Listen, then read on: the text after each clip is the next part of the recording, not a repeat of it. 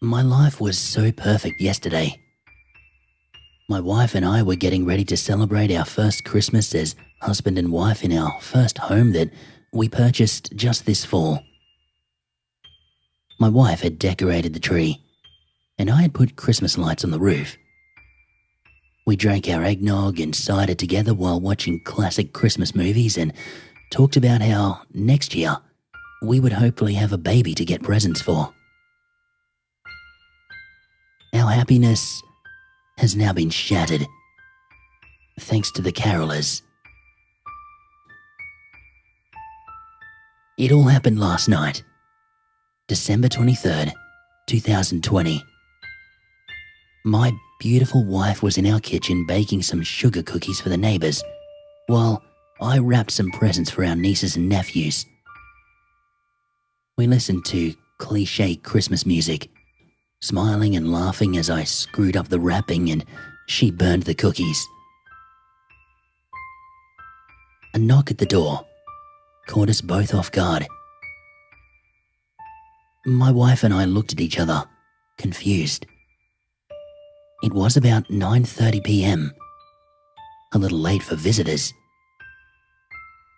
Perhaps it was another plate of baked goods from one of our generous neighbours. My wife opened up the door, and we found 5 people, 3 female and 2 male, all dressed identically. They wore plaid red shirts with a green shawl and a red scarf. The men had bow ties that matched the shirts, and all 5 of them wore green top hats and white gloves. Something about the way they smiled was just, well, off-putting. They looked almost fake, like those wax figures that you see in museums. They were all smiling, which really didn't necessarily seem like such a bad thing, but they were smiling just a little too big. It seemed unnatural. "Merry Christmas," one of the women said enthusiastically. "We'd like to sing you a couple of Christmas carols." I felt a bit uneasy about this. It was getting really late, and I just had a weird feeling about these people. I was about to politely decline, but my wife beat me to it. "Sure, we'd love to hear it," she said with a smile on her face.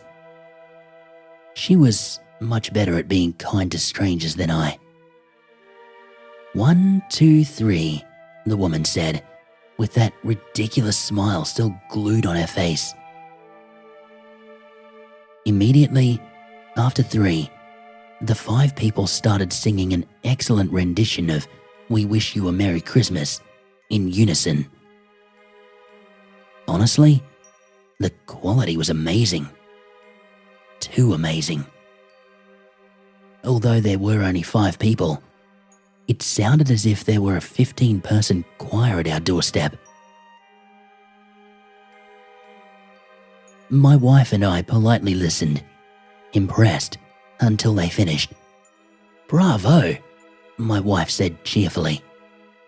"Thank you so much for singing to us." "Oh, we actually have one more song we'd like to sing you," the Christmas caroler said. Only something about the way she said it was incredibly creepy. Instead of her cheerful tone from before, she spoke in a creepy, monotonous tone. That's when I noticed their eyes. They were changing. All 5 of them were undergoing the same eyeball transformation in unison. Their pupils began to dilate, and they didn't stop until the black covered their entire eyes, including the whites. "Babe," I said, "close the door." Only she did not close the door. She stood there, frozen, staring at these demented carolers. I looked back at them to see that their mouths were all gaping open now. And then their jaws started to grow. Their chins lowered in unison as their jaws stretched in an inhuman way. I could hear the sounds of cracks and pops coming from their jaws, as if the bones were breaking. Their chins stopped after their jaws had stretched some 8 inches or more, leaving these black-eyed carolers looking more terrifying than anything I'd ever seen before. I took a few steps back, and again, I told my wife to shut the door. Again, she didn't move. That's when the horrifying sound started. It started quietly, in a high-pitched noise, but it quickly rose in volume. I instinctively put my hands to my ears as the noise grew louder. Even with my ears plugged, the sound was horrifying and terribly painful. "Close the door," I yelled at my wife, but she just stood there, as if hypnotized by the Christmas carolers from hell. The volume of the high-pitched sound now felt like there was a jet engine blasting on our doorstep. I looked at my wife to see blood coming from her ears. It began as a trickle, but in a matter of seconds, escalated into a steady flow. Panicked, I hurried towards my wife. I removed my hand from my left ear to close the door. The sound was horribly painful, and my ear instantly felt the worst pain I've ever felt in my life. I felt a pop, and blood began to trickle down from my ear and down the side of my face. Those wide-mouthed, black-eyed, screaming things still stood there like statues, emitting that same supersonic noise. I slammed the door shut and pulled my unmoving wife away from the door, still keeping my right hand over my ear. I pulled her downstairs as the windows on the front of the house shattered. Even in the basement, behind closed doors, it was still painfully loud. After another 30 or so seconds, it stopped abruptly. I looked down at my beloved wife to see that her eyes were open, but she didn't move nor speak a word. Blood was flowing freely from her ears, soaking into her white knitted sweater.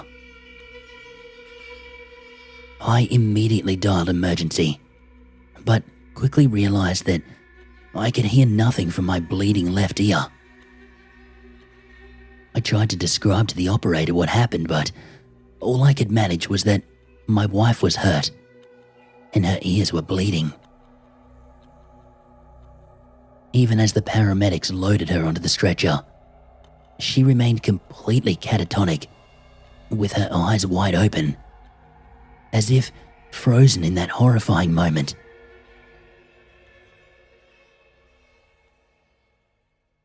It's the morning of Christmas Eve now.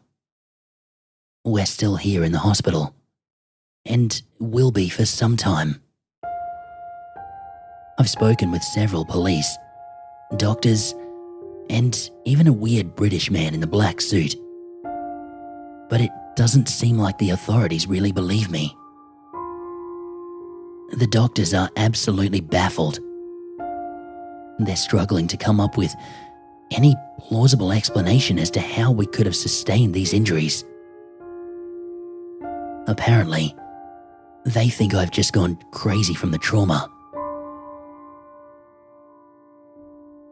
I have been diagnosed with a moderate concussion, and I'm now completely deaf in my left ear. Physically, I'm relatively okay. But emotionally, I'm absolutely wrecked. My wife is in a far worse condition than I. Both of her ears are so far beyond damage that it will be impossible for her to ever hear again. If she ever wakes up, that is. My wife slipped into a coma shortly after we arrived at the hospital. I'm sitting by her hospital bed now, trying to make sense of what the hell happened to us. She has suffered a severe subdural hemorrhage, which means that her brain started bleeding. They've done emergency surgery to stop the bleeding and had to remove part of her skull to alleviate the pressure. The doctors can't say yet if she will have permanent brain damage or not. To make matters worse, the doctors told me that she has suffered a miscarriage. I didn't even know she was pregnant yet. I think that she may have been waiting to surprise me for Christmas. I'm telling you this to warn you about these carolers. I don't know what the hell they are, but they're not human. Whatever you do, if you see 5 matching Christmas carolers standing on your porch, do not open your door, lest you should suffer the same horrible fate as my wife. They are not normal carolers. They are the Christmas carolers from hell.